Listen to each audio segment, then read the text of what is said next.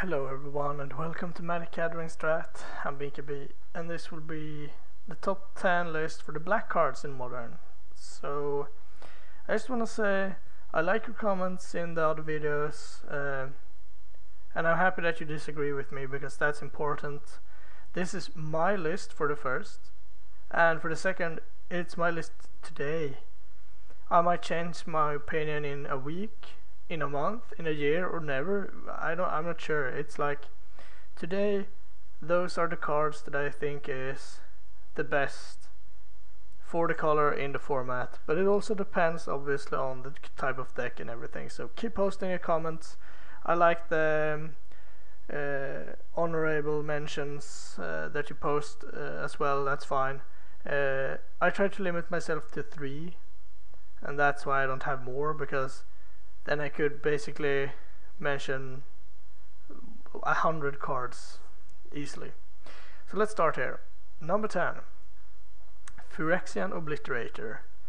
I found an alternate art picture. I thought it was sweet. So this is probably still to this day the best 4-drop creature you can possibly have. Almost. I'm not sure. Maybe there's. It's definitely up there anyway. It's a 5/5 trampler that just can't be blocked, can't be attacked into, can't be bolted, can't be. It can be killed with a kill spell basically, or locked down or exiled. But other than that, it's just a wrecking crew. The only thing is that it costs 4 black, but since this is the black list, then it's okay. So that's the restrictive part, but if you can cast it, oh man, you won't get much better value out of a card than this. So I like him a lot. I tried to play with him and it's okay. You have to give up some power and consistency to be able to play him, but that's fine. Too bad that Birthing Pod was banned, because I think he could have had a place in a pod deck. I tried some out and I think it was pretty good. Anyway, let's move on. Number 9, Murderous Cat. So this is a new card, or pretty new. And I think that the only thing that kept this card from just exploding in Modern was because, well, single target kill spells was not that great when you were facing like young pyromans and stuff, and obviously that you rather cast like Treasure Cruise. You rather draw 3 cards than kill 1 creature. You can draw 3 cards and then kill a creature and have 2 cards left. So, but for 1 mana, probably you get to kill a creature, no questions asked. It's instant. You can cast it for 5 as well. That's completely reasonable. I think this card will go up in numbers and we'll see it more frequently. I think it's a great card, and the turns where you can go like play a threat, let's say a Tarmogoyf, and play this, that's just not very easy to do. So if you don't have Murderous Cat, obviously. So that's why it's on the list, and I think it will be a more staple based card than it has been. Alright, move on. Number 8, Bitter Blossom. So I want to put this higher on the list, but since the results are so lackluster, I just can't do it. It is one of the best cards in the game, but it still doesn't shine in Modern. It has been played in the tokens deck, but I don't think it's good enough there. I mean, making a bunch of tokens is what the deck is good at, and Bitter Blossom is just another card for that deck. I have seen, or rather I held a small competition with my local community to make the best Bitter Blossom deck when it was unbanned, and I think the deck that I named the winner was a pretty cool idea. It was a polymorph deck that had Bitter Blossom and manlands, and I think some planeswalkers that made creatures too. So it had the token aggressive strategy somewhat, and then it could just finish off with a polymorph like Emrakul or something. So that was pretty cool. That could be one way that Bitter Blossom get to see more play. Right now it's not that played, but it's still a fantastic card, and a card you will lose to very fast if you don't have the correct deck or the correct answer.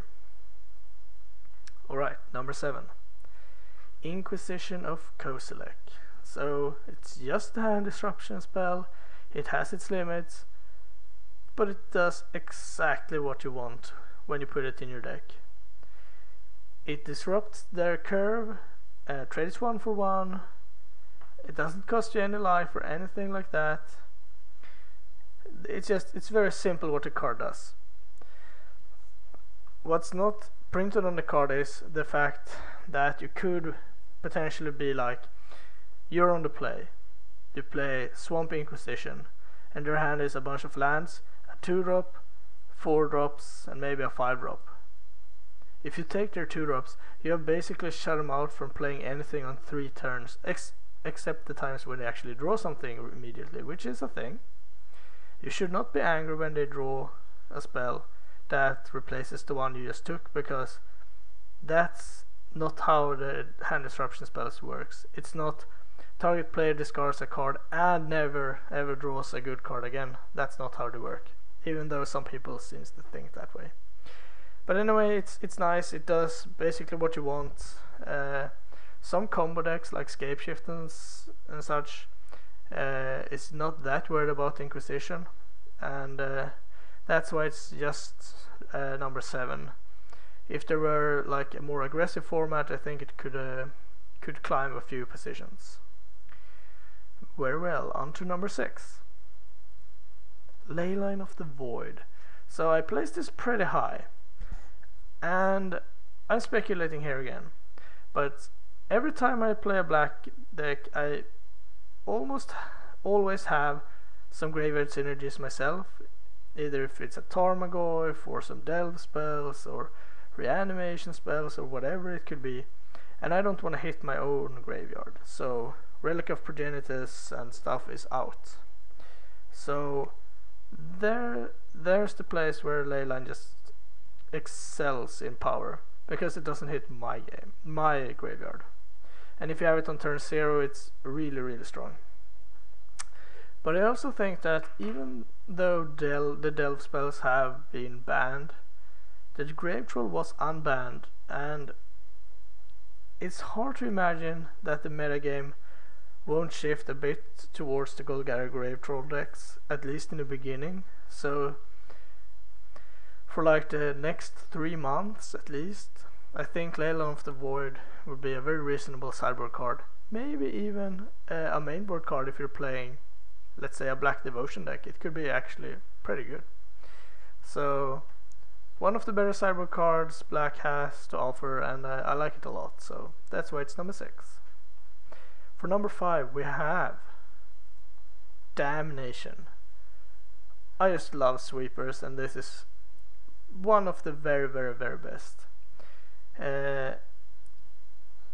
You should take into account that Black already has a bunch of good removal. I mean, just a regular Doomblade is pretty nice, compared to like in White, where Wrath of God, for example, or Deity Judgment is also pretty strong. It's compared to Damnation, obviously, but the color White doesn't have that many spot removals.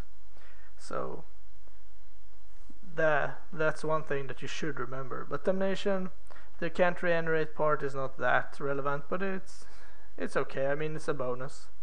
For 4 mana you just get to wipe the board. So if you're playing like me, black blue control decks or just black X control decks, this card is for you.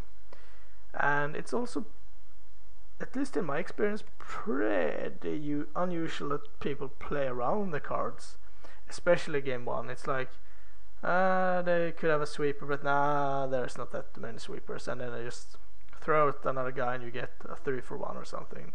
That's so sweet. So Damnation number 5. Now we're closing in on the top here. Number 4, Dismember.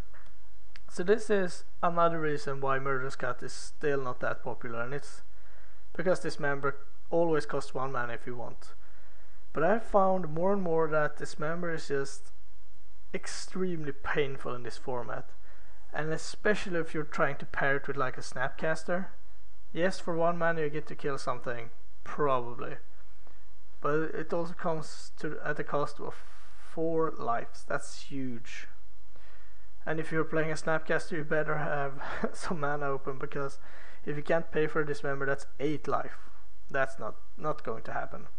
But I still think it's one of the best black removal spells, and it's secretly colorless. That's why I thought about not even including it in the black top 10 list, but it's still rare to see it outside a black deck, even though you can play it. So Dismember, very flexible, versatile, goes into any deck. Not sure if I would give it the edge over Murderous Cat. Always, it depends on the deck. And if you're playing a slower deck, a more control based deck, I would say Murderous Cat fits the bill better than Dismember, but for overall flexibility and usefulness, I think Dismember gets the edge. On to number 3, and those are really good. Dark Confidant. Yeah, I put him on number 3. I know. There's so many games where your opponent goes turn 2 Dark Confidant and you just lose. But yeah, I like the 2 cards above it as well, and I think Dark Confidant is generally pretty hard to keep in play, but as I said, when it sticks, it's really good. And for those of you who doesn't know, Dark Confidant is what they call an invitational card. So a few people throughout the years have won tournaments that qualifies them to make their own Magic card and get their picture in the card. Fun side note on that is that I think now that all of the invitational card has a new art as well, without the face of the designer. So I'm not sure what Wizards is trying to say with that, but who knows. But yeah, so they get to design a card of their own choosing. Solem Simulacrum is another example on an invitational card. Snapcaster Mage is also an invitational card. So they tend to be pretty good and pretty powerful, and Dark Confidant is probably the most played, or at least the second most played. I'm not sure if Snapcaster is more played, probably in Modern, I guess. But anyway, 2 power for 2 mana, it's okay. Draw an extra card every turn, that's just crazy. Yes, it costs life, but you will have won the game long before you're dead to the life loss. Except if you're playing against Burn, I guess. But yeah, Dark Confidant, fantastic card. One of the most feared 2-drops in the format. I like the guy a lot. Drawing cards is sweet. So on to number 2. Thoughtseize, with the old picture.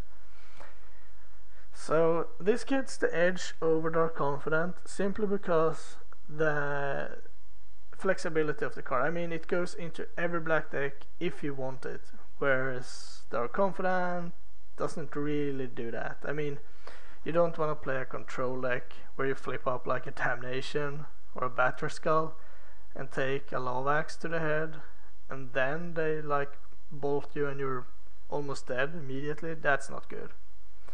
Where Thoughtseize goes into every deck, and it's always gonna be solid. It's like it's always 1 for 1. The thing though about Thoughtseize and other hand disruption spells is that you shouldn't put them in every deck just because you play black. The reason is that the card trades 1 for 1 always. It will never do anything else than that. And if your deck is not built to take advantage of this, if it doesn't want to trade 1 for 1, then you shouldn't play the card. Unless you really need to, like you have no defense against combo, then you have to play it. But in that scenario, you're pretty happy to trade 1 for 1. But if you're playing like, let's say a combo deck, let's say you're playing Angel's Grace ad nauseam, I would not run 4 Thoughtseize in my main deck. Maybe 1 or 2 in the sideboard, but that's a stretch even. Compared to like a Jund deck, where you just love to have this because you have Dark Confidence and stuff, and graveyard synergies that's just unmatched by your opponent. And their trading 1-for-1 is really good. Also, on a side note before we go on to the honorable mentions, you could also target yourself to discard a reanimation target or whatever, and that's also something you should remember or consider. Alright, honorable mentions. There was many actually that I thought about putting onto the list, but I chose those 3. Bloodghast, a very versatile, and I'm not sure how to value it really, but in the decks where you want him, he's so good. He's a win condition that just can't die basically. Path to Exile takes him, Pillar of Flame, Magma Spray and Anger of the Gods, but I mean, few decks play, let's say, less than half of the decks you're going to face will play those colors, and even less than that will have those actual cards. Path is probably the main card to watch out for. But I mean, it's a solid beater, it can't block, so you have to be aggressive to use it, or at least having some form of defense, because Bloodghast can't block. And as soon as they hit 10 life, he gets haste, and every time you draw an extra land, he will come back, and if you have more, they will all come back. He's just so good. And I think now with the Grave Troll and so on, he could really get some much desired attention. I think it's an undervalued card right now, so keep an eye out. Then I put Griselbrand on here, and I'm not really sure what to do with this demon, because we all know that the power level is here. He's a monstrous flying lifelinker that draws you any number of cards basically. With this guy in play, you basically can't lose the game, and I'm not really sure how to evaluate him because he's so little play in Modern. It's like instant reanimator that can play him and nothing else. There is no reanimate or animate dead or exhume or something like that. There is some burial rites, which is not on the list because it's a black-white card. But other than that, I'm not really sure how to bring him onto the battlefield, and even if you do, the usual way you're doing it is like you draw 14 cards, find your other combo pieces and get to swing like 3 times or whatever and you win. But that's also hard to do, so I'm not sure, but I'm putting him here because he is so powerful that he should be here, I think. The last card on the list for the honorable mentions is Dark Blast. This card ranges from really good to pretty bad, depending on the format and or the meta game, I should say. Right now, right before the bans, I should say, it was really good. Kill Delvers, kill Pyromancers, kills Vendilion Clicks, kills Pestermites, kills a lot of things. So it was fantastic actually. And Dredge ability fuel the Treasure Cruises and let you always draw a removal if you wanted it for just 1 mana. That's really good. And the reason why it's on the honorable mentions is just because you should always consider this card when you're building a deck or playing against a deck, because it's that good. And now if Dredge becomes the thing, then who knows, maybe. Alright, time for our number 1, and I think you should have figured this out by now, but it's the lady herself, Liliana of the Whale. I took the most high definition picture I could find because I know at least one of my friends would appreciate that. But yeah, Liliana of the Whale, the cheapest and one of the most powerful planeswalkers there is in the game.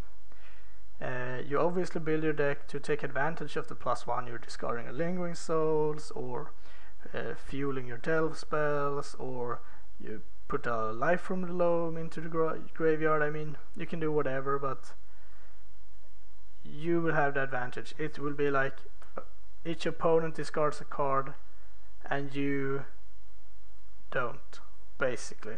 You get some form of value instead.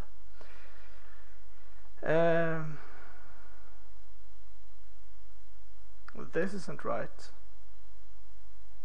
First, I have checked this out. Let's just keep talking here.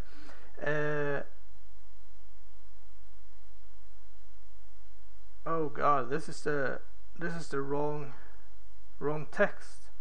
I'm so sorry about that. I will have to go online and finish this up because that is just not how it's supposed to be. I thought I checked that, but alright.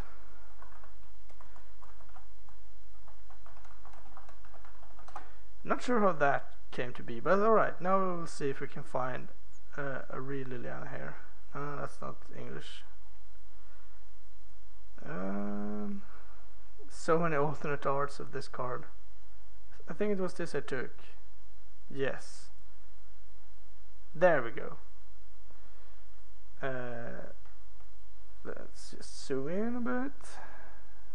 If we can do that. Alright, no, yeah, we're getting there. There we go. So, let's check this out before we end this. So, my apologies for that. But that happens sometimes. Alright. 3 mana, 3 loyalty. That's the first thing I noticed. She survives the bolt test. That's what I was going to say. Meaning that she's on 4 loyalty the first time your opponent can bolt her. So she will survive that. And if you don't want to discard cards or attack your opponent's hand, you could use her as an edict effect, which is fantastic against one of the most annoying decks in the format, and that's Hexproof or Boggles.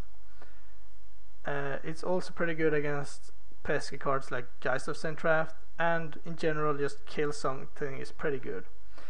And get to keep your Planeswalker. That's like the thing.